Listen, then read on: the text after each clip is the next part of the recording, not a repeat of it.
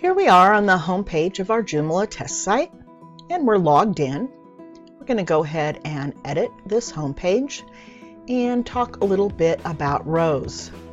Currently, this content has one row with two columns, and here would be the control of this entire row over here. So I'm going to click on this, and here's where we can add or adjust the columns. Here is where we can edit the styles by hand. Here is some design suggestions, which are styles that are built in. We can duplicate the row. We can do say that we want the row to be full width, although this is dependent on your template. And we can save the row, and then the row would be available under My Elements, or we can use it in other parts of the site, and we can also delete it.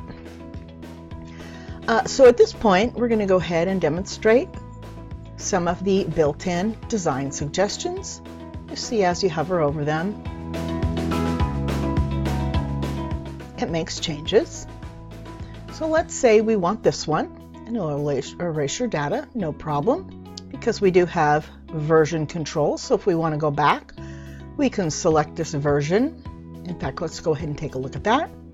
Let's say we want to go ahead and have it restored to this version earlier. We would just check mark it and restore.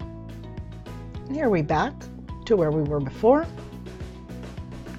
And we're going to take the row again and look at the design suggestion. And we're going to choose this. And so now let's say we want to add some other content and we want it to fall below this content.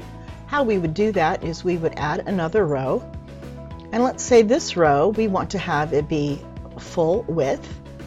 We're going to put some text in there, and then we're going to add another row, and in fact let's put it in between these two, and we're going to go ahead and have that be a 3-column row. And here we would select it, and now you see I've got these 3 boxes here.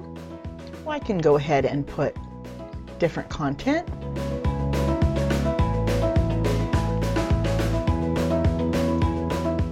In each box.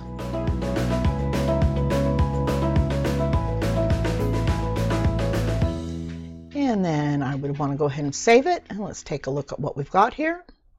And we've got our content here in this row, followed by 3 columns, followed by 1 column. And that's an overview on rows and columns.